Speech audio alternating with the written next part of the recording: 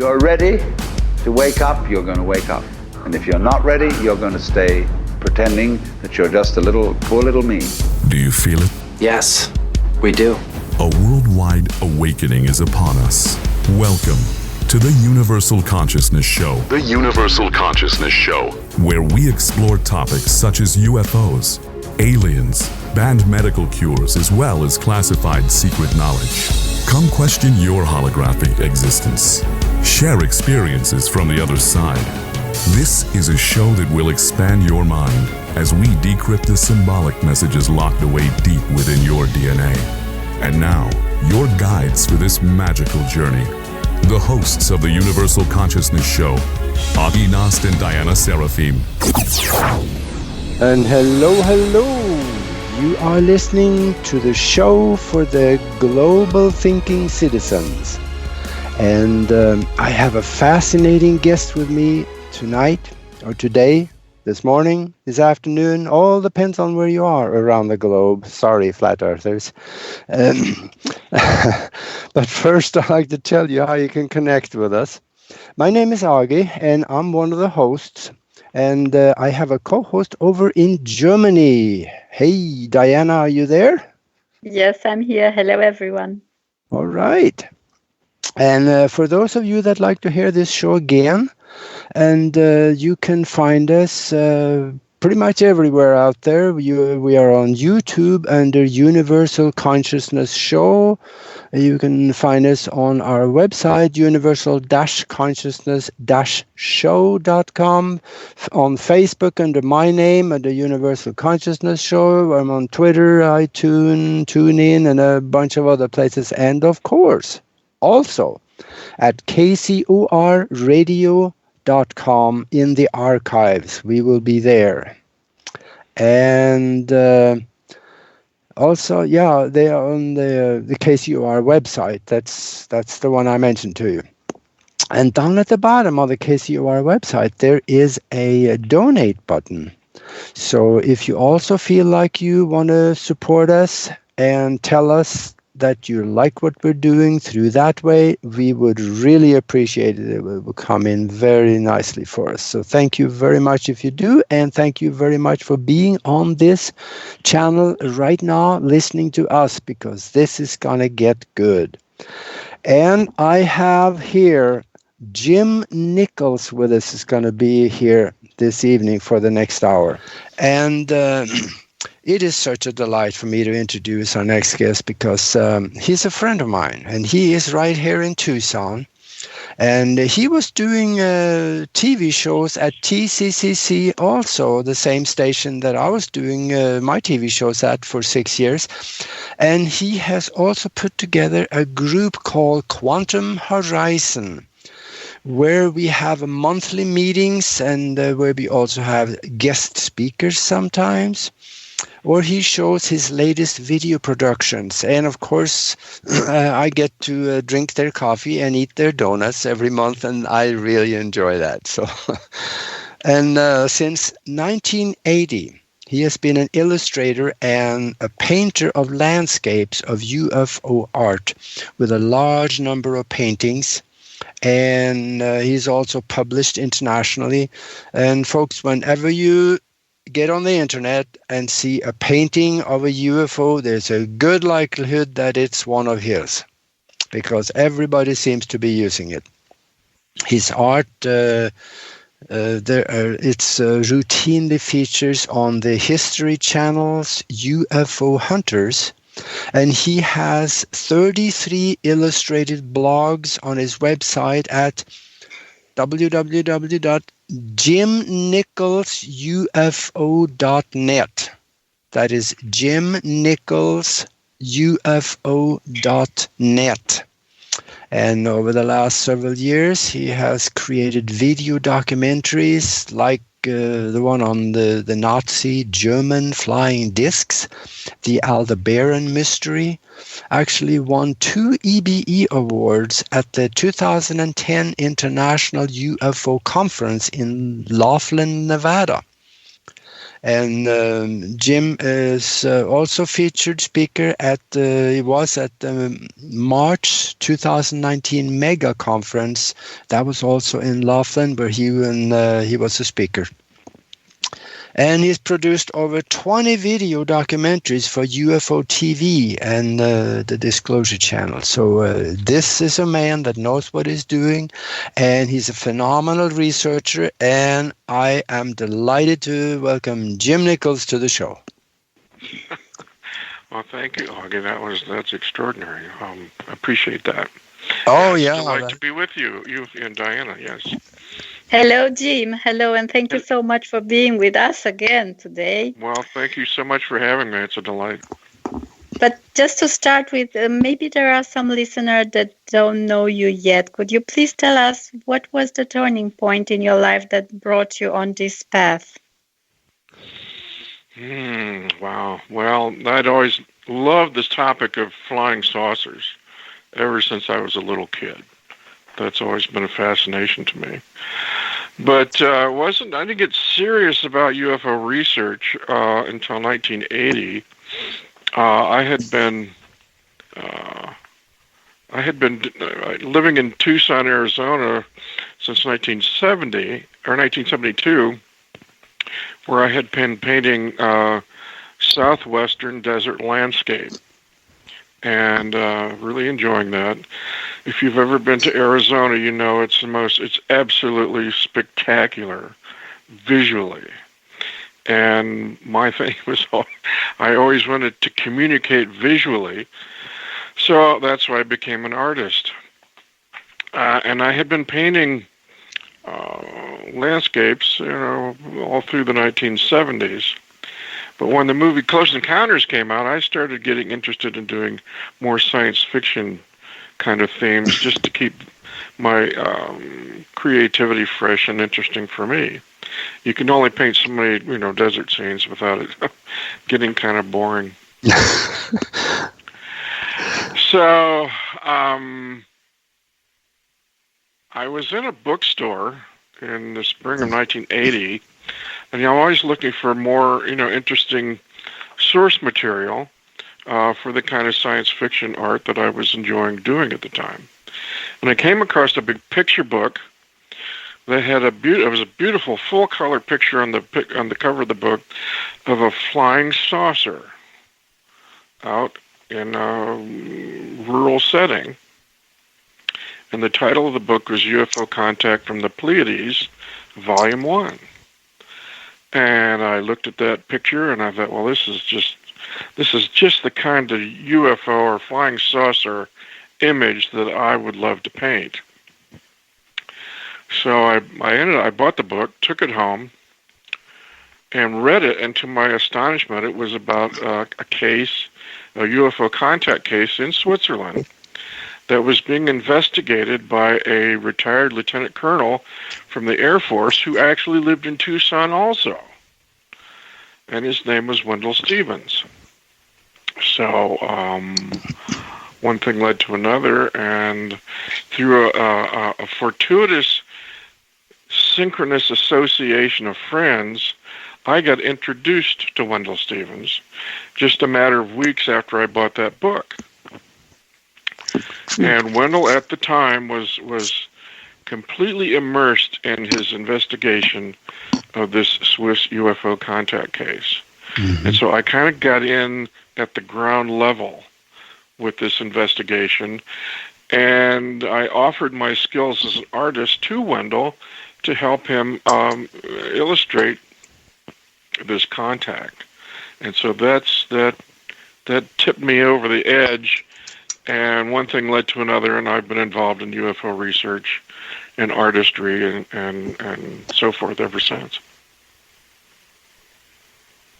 Yeah, and I tell you, this Wendell Stevens, he is probably the one that has the most pictures and information both about Bill Meier and the German flying discs in the world. Well, yeah, even at that time, Wendell had the largest UFO photograph archive in the world. Wendell was a retired pilot from World War II. He was a lieutenant colonel. And up to that point, he'd been researching UFOs for like 25 years, ever since the end of World War II. And the photographs that he was seeing from this contact case in Switzerland were the best UFO photographs he had ever seen. In fact, they were to this day, they're still the best UFO photographs of all time. Yeah, absolutely. In that they were full color, and it was as though the UFO pilots had posed their ships specifically for the contactee to photograph. And as Wendell researched the case, that's exactly what happened. Up to that point, most UFO photographs are random. They're black and white, or they're fuzzy, they're indistinct, and virtually inconclusive as evidence of an actual UFO encounter. Mm-hmm. But with the case in Switzerland, it was totally different. It was as if, like I said, that's like they had deliberately posed the ships for the contactee to photograph. So Wendell, his initial reaction, and I had the same reaction, was these pictures are too good to be true. Too good to be true. And Wendell had received the photographs from a lady in Europe whose name was Luz Zinstag, and she was a UFO researcher herself, and Wendell had contact with people all over the world who were sending him UFO photographs. So Wendell had a talk with this lady, and she said, well, as far as she could tell, this man in Switzerland, his name was Edward Meier, whose nickname was Billy. It seemed that the pictures were reasonably legitimate. But she was, and the fact that he also was having face-to-face contact with the pilots of these UFOs, which was really extraordinary. Now, Luz Zinstag was claimed to be a fundamentalist Christian, so she was not comfortable with investigating a case where cosmonauts were actually having interaction with Earth humans. She was not comfortable with that. So she kind of passed the story on to Wendell. And Wendell at the time, this is like 1979, about that time frame. The contacts originally started in 1975. But Wendell got on board just a few years later, and he was working with APRO, the Aerial Phenomena Research Organization here in Tucson. And so he went to the directors of APRO and asked them if they wanted to finance an investigation to go to Switzerland and meet with this man and find out for sure whether these pictures were legitimate or not. Well, the APRO directors declined. They weren't interested, which is extraordinary. So Wendell decided, well, Wendell was determined to get to the bottom of this case one way or another. So he paid out of pocket to go to Switzerland and meet with Edward Meier personally and sit down and decide for himself whether this guy was legitimate or not. Well, I also understand that there was a funny story in the middle of that. He brought a translator with him because he wasn't sure if Billy Meier spoke English, right? Exactly. Well, this is a little town near Zurich, Switzerland, up in the mountains, and Billy was Austrian German, and Wendell just assumed that he didn't speak English. So Wendell hired a translator to go with him to the Meier farm to help him with, the communication. So they rented a car and took a ride up into the hills there of Switzerland, looking for a town called Hinterschmidruti. And they found a little town called Schmidruti, and they couldn't find, this is Schmidruti, where's Hinterschmidruti? So they went to the post office, and they asked the people in this post office, well, where is Hinterschmidruti? Well, they said, Hinterschmidruti means behind Schmidruti. So it was like you're in Schmidruti. If you to find this Miers address, you just take this little road up the hill behind Schmidruti. So they did just that, and they finally found one, the Meier farm, and they sat down at the kitchen table, and Wendell opened up conversation with Billy through the translator or the interpreter, and Billy started answering the questions in English. and Wendell said, I didn't expect you to be able to speak English. And Billy said very, very slowly, he says, if you speak slowly, he says, I can understand you and I can talk to you in English. So from that point on, that made the investigation much more easy for Wendell. But Wendell was determined. He had to look Billy in the eye. It's not enough to look at the pictures. I have to look this man in the eye to satisfy myself that this guy is legitimate and he's telling the truth about this UFO contact. And Wendell was convinced that Billy was telling the truth. Yeah. And I think also that this case unfolded a lot more for you after you start doing TV show. I think I interviewed Wendell Stevens probably 2 or 3 times, and I think you had him on more than that 5-6 times when he went on your TV show and explained what really happened in his investigation. That got very interesting. Right. Well, I knew Wendell from 1980 until just before he died. Mm-hmm. And I think it was 2009. And throughout the entire course of my association with Wendell, he never once took me aside and said, Jim, you know that Billy Meier thing? Well, it was all a fraud, and it was all a hoax. He never told me that. Wendell, right up until the time he died, he was an absolute believer in the Billy Meier story. Yeah. And Wendell, Billy would take Wendell out to the sites where the UFO pictures were taken originally. And you got to understand, this is a part of Switzerland that is rural and is very conservative and very middle class. And if anything out of the ordinary transpires in that neighborhood, people take note of it. Yeah. So if Billy Meier had been out staging fake photographs with out in the woods there, people would have taken note of that. People would have noticed that. Now, if you look at some of the Billy Meier photographs, you can see houses out in the rural area around there. So if anybody would have seen a one-armed man on the mountainside staging fake photographs of UFOs, somebody would have spoken up and said so.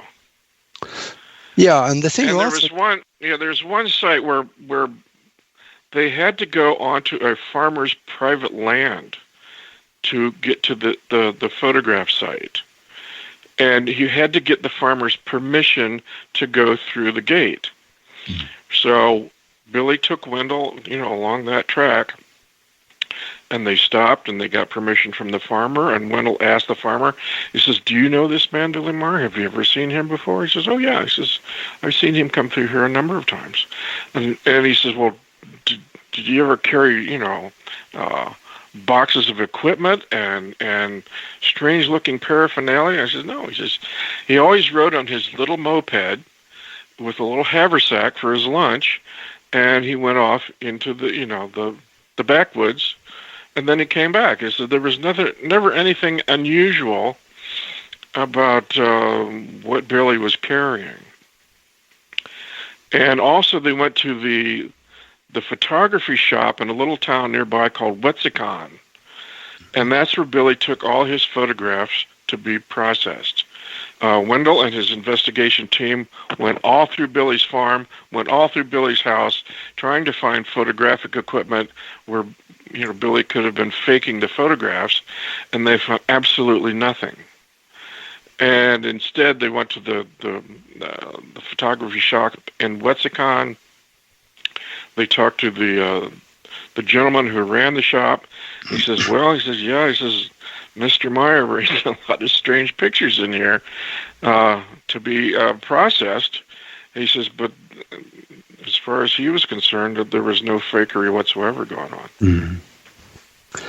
Yeah, and I also understand that Billy Meier wasn't the only one that saw them. There were other people that also saw ships. Well, that was part of the investigation. They found landing tracks, they had sound recordings, and they had eyewitness testimony of more than 30 people who had also seen strange ships flying in the area. Yeah. So as far as Wendell was concerned, and Wendell's approach was to at least validate as much, if not all, of the physical evidence as possible to establish to his own satisfaction that, this was a legitimate extraterrestrial contact case that was going on. Mm-hmm. And the whole time I knew Wendell, he was completely satisfied that, to his point of view, it's at least the physical evidence that they had investigated confirmed the reality of the story. Now, when Billy also had a great volume of notes that he had transcribed regarding his perception of the case, and that was all very subjective evidence that was, strictly Billy's. And they couldn't, that was, Billy's say-so, and you couldn't absolutely, confirm 100% without sitting down and talking to the Pleiadian pilots themselves. You couldn't absolutely verify all of Billy's story. But at least the physical evidence in and of itself certainly suggested that most, if not all, of Billy Meier's claims were true. Yeah, and I see now we have 2 minutes left of the break. And when it comes to Billy's story here, we'll cover a little more of this when we get back after the break. And we are going to cover some of the stuff that has not been communicated. There were some notes and there were some private things that was given to Wendell Stevens and now, in the hands of others. So we're going to cover some things that you probably have never heard before. And when we come back, we will do that. But before we go to break here in about 45 seconds right now, for the benefit of the people that is, let's say, in Eastern Europe and's got to go to sleep because they got to go to work tomorrow, tell them where they can get a hold of you so they can see some of your videos and UFO art.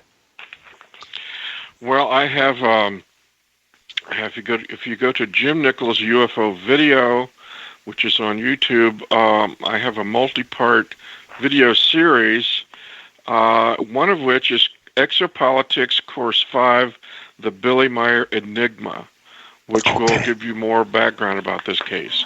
Okay, there we go. And now we're going to break. We'll be right back. This is going to get good, folks. Stay with us.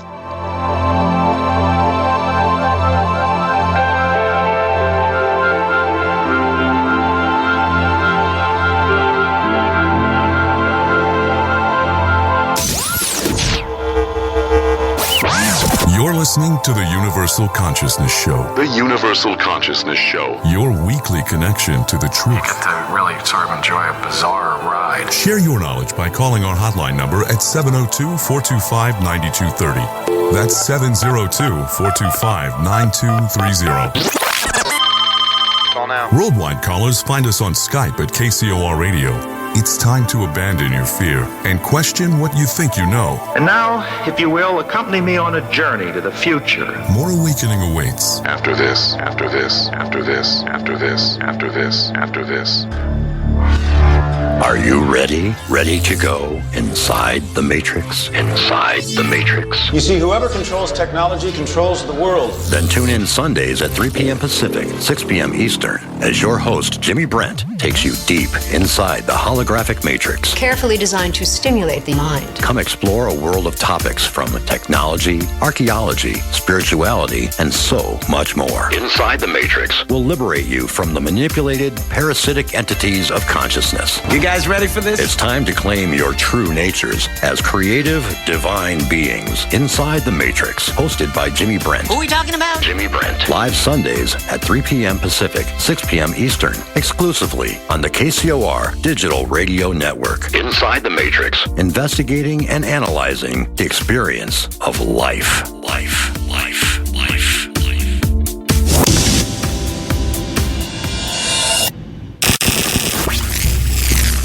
The Fenton Files, where it's all connected.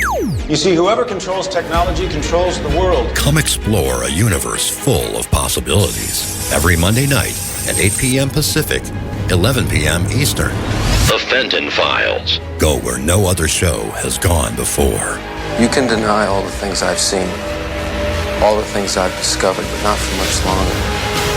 Because too many others know what's happening out there. Whether it be UFOs, aliens, conspiracies, or even consciousness, your host, Lorian Fenton, has a file for that. The Fenton Files. Your journey to the truth is but a file away.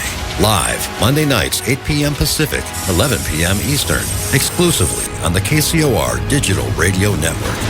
The Fenton Files. Incredibly intense. Your truth is just waiting to be discovered. Toxins are everywhere, from the air we breathe to the food we eat and the water we drink. In a world where 80,000 known toxins and heavy metals threaten our very existence, how are you going to protect yourself and your loved ones? Introducing Pure Body Extra Strength, the world's first colloidal zeolite that helps trap and remove toxins as well as heavy metals from your body that are messing with your memory, clarity, sleep, and focus. Don't just take our word for it or the testimonials from our thousands of happy customers. Check out the hundreds of articles and case studies on the National Institute of Health website proving zeolite's powerful ability to remove toxins. For a limited time, listeners to KCOR will receive 10% off their first order. To get started, go to trypurebody.com and enter promo code RADIO10. Again, that's trypurebody.com. Toxic junk is all around us, but now you can take back control of your health and protect yourself by detoxing with Pure Body Extra Strength. You'll be on your way to sleeping better, thinking more clearly, and feeling more energetic. Go to trypurebody.com right now and get started today. Are you ready to go? It's showtime!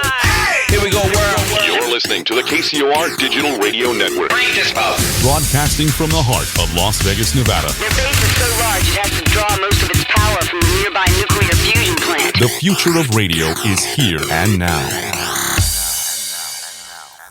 Going live in 3, 2, 1. It's time, once again, to unravel the mysteries of the universe by connecting the dots to a higher consciousness. This is the Universal Consciousness Show. The Universal Consciousness Show. Now the world will begin hearing us. Share your knowledge by calling 702-425-9230. That's 702-425-9230. Worldwide callers use Skype name KCOR Radio. It's as simple as that. Find us on Twitter at KCOR Radio or use hashtag KCOR. Even better, join us on the live chat at KCORradio.com.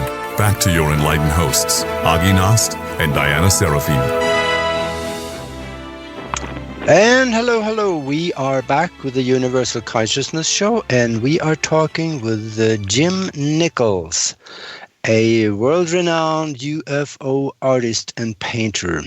And we were talking about the Bill Meier story. And in this half of it, we are going to delve into some of the things that you probably have not heard before, because it has not very much been communicated to the public. But before I do that, I also want to mention one more time where you can find Jim Nichols' UFO art and video documentaries. That is, you can see him at jimnicholsufo.net. But also, Jim, there is there is another place where they can actually buy your videos. Could you mention something about that? Well, that would be through UFO TV channel. UFO TV. Okay. The Disclosure channel. I'll wake up here. Oh, UFO TV, the Disclosure channel. That's where you can find my UFO videos. Okay. There you go. They're on Amazon. Some are on YouTube. They're on iTunes. They're on Roku. They're on all kind of different platforms. So you have to kind of shop around. But just UFO videos by Jim Nichols. Nichols. There you go. Okay. Yeah, we were going to talk a little bit about some of the stuff that people may not have heard about Billy Miers. Well, let me just. I have to give you a disclaimer here, because my views in regard to the Meier case express my own opinions and observations of the Billy Meier UFO contact case based on my association with the original investigator, Wendell Stevens. My illustrations of the Pleiades contact case were specifically created as visual supplements to Wendell's research. I have never made direct personal contact with Edward Meier, nor do I entertain any personal affiliation to Meier's study group, otherwise known as the FIGU. As well, I have absolutely no personal affiliation with Michael Horn, who claims to be the FIGU's official American spokesman.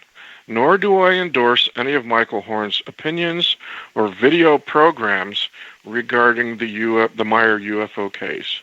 So I just need to make that really clear right up front, that my interest in this case comes exclusively from my association with Wendell Stevens. Okay? Yeah, that sounds good. That's independent.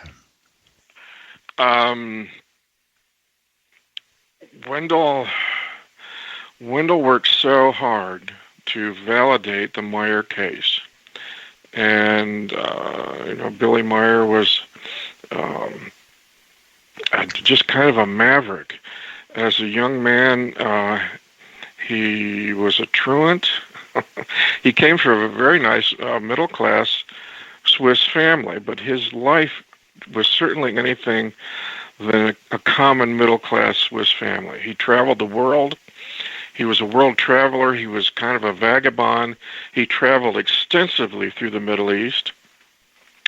I believe he claims he served briefly in the French Foreign Legion. On his travels in Greece, he was in a bus accident where he lost his left arm. He met a young lady in Greece by the name of Calliope, who he married, and they had 3 children together, and then they moved back to Switzerland, where he took on a job as a night watchman, where he was also on pension due to his physical disability. But Billy always had a fascination for UFOs and flying saucers and extraterrestrials, which made him kind of stand out like a sore thumb in the rural Swiss area where he lived. And people would see him going, at odd hours, riding around on his little moped, or just standing for hours gazing up at the stars. And then it was later in 1975, after 1975, when he had this contact case, that he started to share the photographs that he had taken. And his wife Calliope was furious with him. She says, "Why are you wasting time taking these stupid photographs when we need the money just to survive and feed the kids?" So... Edward Billy Meier is just an extraordinary enigma in and of himself. But to this day, he still produced the most astounding UFO photographs of all time. And he had a broken camera. He rode around on a little moped, and he had no money, virtually no money. And yet he's still able to take these incredible photographs that state-of-the-art photography today can barely match. Yeah. So, Incredible story. In a nutshell, that's Billy's story. Yeah. But Billy is also a rascal.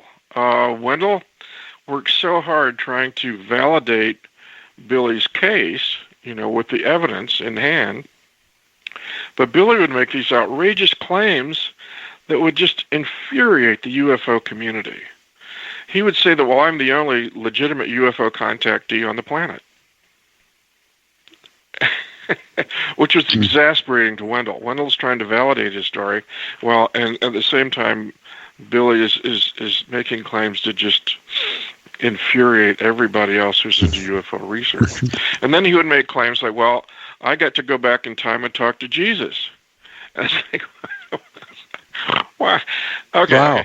It's like, I can't, maybe he did. Maybe it's entirely possible, who knows what actually happened. But to make these kind of outrageous, out of context claims in the face of the UFO community just completely isolated him as far as UFO research went. So it made it easy to debunk him because it's like, this guy is a total crackpot. And that was Wendell's frustration. On one hand, they're validating all the physical evidence of his story, but then he's making these claims that sound just totally off the wall. Boy, that was strange, though. Yes. So consequently, there was a break between Wendell's research and the study group that Billy created called the FIGU. And Wendell never became a member of the FIGU, despite all his validation of Billy's evidence. Wendell always kept the FIGU at arm's length, and that's been a rift ever since. And now today we have Michael Horn, who claims to be the official American spokesman for the FIGU. But he's telling the story strictly from the FIGU point of view. Mm-hmm. And Wendell was never, ever affiliated with that, nor was I. Yeah, so that group, though, is that, have they also recognized that, yes, Michael Horn is our representative in the United States? Or is it just something that Michael is claiming? I have no idea, because my interest has been solely in studying Wendell's research, and what the FIGU does and says is their business. Mm-hmm. I understand. Yes, go ahead. Yeah, I understand also that there is some politically incorrect, well, what you just mentioned was politically incorrect in a way, but there is more also when he was talking, back in the mid-19, 75, 80, 85, we were thinking, gosh, this is the land of opportunity and there's freedom in America and everything is good here, but then they played and they said something different. Well, I could never understand why the Pleiadians would go to Switzerland, which is, there's nothing disparaging about Switzerland, but it's like, if you want to reach a large number of people with your story, why didn't you do it in America? And I asked, in fact, when I knew Wendell, he had already translated 1/4 of the notes, of the contact notes that Billy had in hand at the time. And I was always bugging Wendell, publish the rest of the contact notes. We want to read the full story. And Wendell, I'll get around to it. So finally, I just cornered him. I said, Wendell, why aren't you publishing all the contact notes? And he says, some of the material might be considered seditious. I said, seditious? I said, the material from the contact notes that I had read up to that point were very beautiful metaphysical insights. And it's like Semyasi was the main contactee, the female cosmonaut that Billy had his primary information from. And she would say that she had this observation, or this her perception of God and of a universal creation. And she stated, above everything stands one force alone. We call it the creation. It regulates the laws over all, the life and death of everything in the universe, because it is everything in the universe. Real spirituality comes from the understanding of the laws of nature, the natural working of cause and effect, each contributing to and sharing with all. When you indulge in ritual and ceremony, real spirit pines away until it is gone. A spiritually developed being, as part of creation, acknowledges creation in all things, even the smallest microbe, and leading a creative life causes fears and doubts to vanish like rain before the sun. Wisdom is the mark of a human who has recognized the existence of his spirit and works with it according to the creational laws. One can never identify God separately from creation because God itself is a part of it. Now, that doesn't sound terribly seditious to me. No. But as we dig deeper into the notes, the Pleiadians flat out stated that your politicians and scientists are absolutely irresponsible creatures, from whom, in any case, the power ought to be replaced by responsible and reasonable powers. Without exception, all Earth governments are made up of human beings for which power hunger and an avid thirst for profits are characteristic. They only want, under cover of peace and friendship, to occupy our ray ships to exercise absolute rule over the Earth. Well, that wouldn't go along. That wouldn't warm the cockles of anybody in our government, I'm sure. And so, consequently, Wendell was really kind of on the mark there, that some of the material from the Pleiadians would not be well received by Earth governments. Oh, I'm sure of that. They would have their own opinion on that one. So, consequently, Billy's life was threatened. He was threatened. There were numerous assassination attempts. People tried to shoot him. Yeah. And he was told by the Pleiadians, as long as you stay on the farm, you will be protected. But it says if you ever leave the farm, if you ever think of going around the world telling your story internationally, he said that you will be killed. So boy, that sounded serious.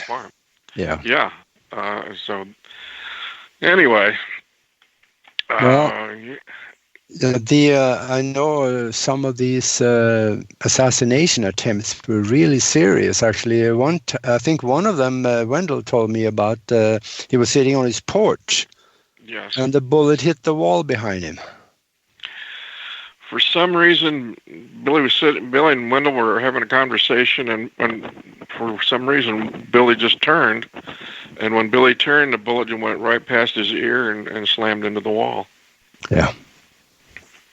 So yeah, it was serious, and they had prowlers on the property as well, which they were aware of when Wendell and his team were there. So also, and this is kind of interesting, and I don't know that many people know about this, but during the course of Wendell's interrogation or investigation, he got a letter from a gentleman who claimed to be within the intelligence community, and it was a very candid letter, and Wendell referred to him as the friendly spook. And the friendly spook said that, he says, the intelligence community was fully aware of the Meier case, and they knew it was legitimate. It was real. But they said they had conducted their own soft-touch investigation of the case, that they had gone to the farm, and they said if you treated Billy with respect and you were helped with the chores, they said you could get all the information about the Pleiadians that you wanted. So it's like they were... And he said that there were multiple countries investigating the Meier contact, and he went on to say that even the Swiss government itself had extraterrestrial contact. So it's a very interesting letter And he also stated that there were two women that were under surveillance in India. And whenever Billy would have a contact, these two ladies in India would disappear. Really? Which is very interesting because earlier in Billy's life, he had spent time at an ashram in India where he also had UFO contact. And I think it was during the mid-90s when one of Bob Brown's conferences, one of the ladies that knew Billy personally at the ashram came and testified and said, yeah, he was really there, and yeah, there were really UFOs, and they said there were strange phenomena going on at the ashram while Billy was there. Wow, that's a new one. I've never heard that. So there's one, and it's there's just so much interesting stuff about this case. Yeah.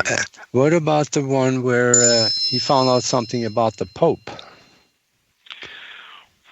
Let me just real quick here. I got to give you John Lear's quote. Oh. John Lear. Okay, John Lear, famous UFO investigator, also a CIA operative, just flat out stated to Kerry Cassidy back in 2006, he says the Meier story was true. There was no doubt about it. He took the pictures. He went on rides. I don't care whether you say there were pictures of dinosaurs or a lady that came from the Sears magazine. That's all contamination. The fact is, it was true. So I think over time, Billy did embellish some of the photographs with images that were not legitimate. And you speak about the different dinosaur pictures. And there was pictures of spacemen, and then there was another picture that they said, well, this is Semyasi. And when you examine the picture, you can see, well, this is a picture of a lady who was one of the singers on the Dean Martin show, for crying out loud. Well, but think of it this way, though. I've heard everybody has a double somewhere. They could be somebody that looked just like her. Well, Billy may have inserted that picture in to say, well, I don't have a picture of Semyasi, but this is what she looks like. Oh. But anyway, the detractor said, oh, yeah, this is part of Billy's fakery and so forth. Mm. But Billy was also, the flip side of that, Billy was under constant pressure from the FIGU, from his followers, for more photographs.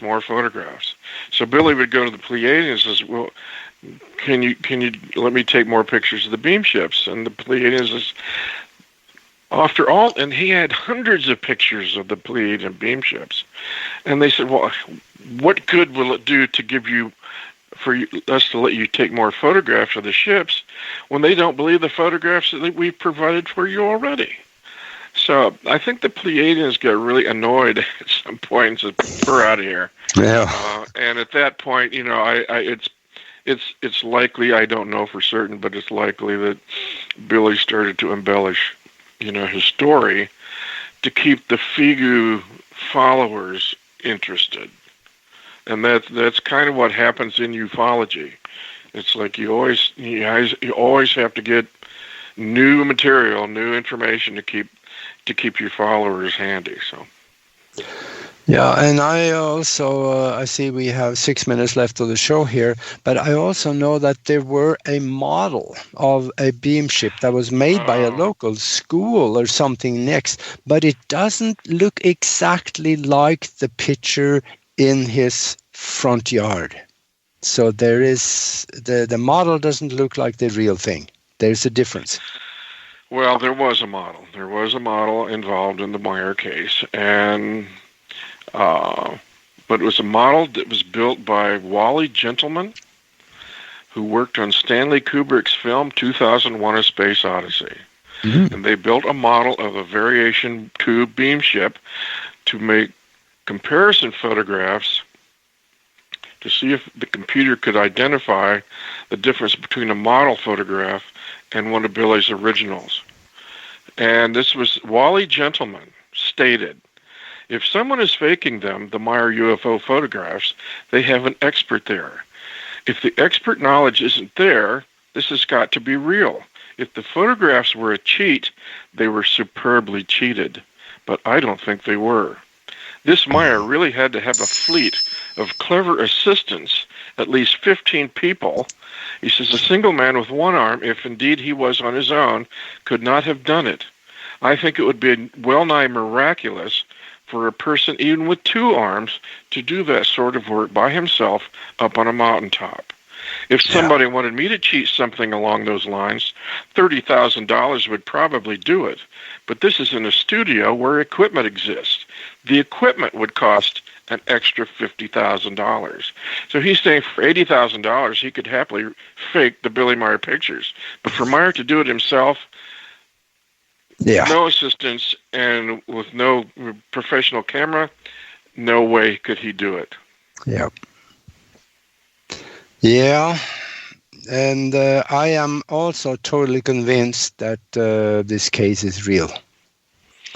And I think also, I see we got 2.5 minutes left of the show. So also, again, let people know where they can find you and where they can view your art, as well as get the videos, and also where they can donate and help you make sure that this continues. Well, if you go to my website, jimnicholsufo.net, that's JIMNICHOLSUFO.net, you can go to my blog, which is UFO Contact from the Pleiades, 40th Anniversary, which really goes in depth and detail about the Meier case. And like I said, you can also access my videos on Jim Nichols UFO Video YouTube, and of course the UFO channel we had mentioned earlier. Yeah. Also on my website, there's a donate button. If you appreciate the work we've done, feel free to use that donate button, and we will appreciate your appreciation financially. That sounds good. That sounds good. Now, there is a lot of people out there that is interested in UFOs, and a lot of them also probably are kind of armchair UFO investigators. If you could talk to the whole world of those people, what would you tell them? What would I tell them? Oh, that's a tough question. Okay, here. X-Files, the truth is out there. But you have to kind of dig for it. Don't wait for the truth to be dumped in your lap. Oh, okay. Don't expect disclosure to come from the White House or from the military-industrial complex. It won't happen. But if you get out there and dig and do your own research, you can actually find, I think, a fair amount of truth. Okay, there we go out. So thank you very much for listening, and we will see you next week. And thank you very much, Jim. This was wonderful. Thank you. Thank you so much. Thank you. Bye-bye.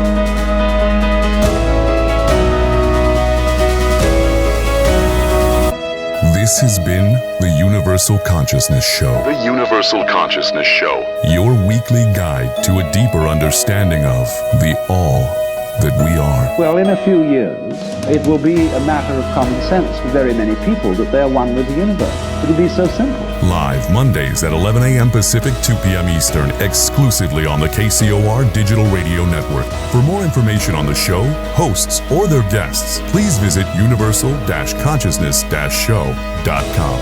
That's universal-consciousness-show.com. Remember, there's a shift coming. A new earthly paradigm. A shift to universal consciousness. Universal consciousness.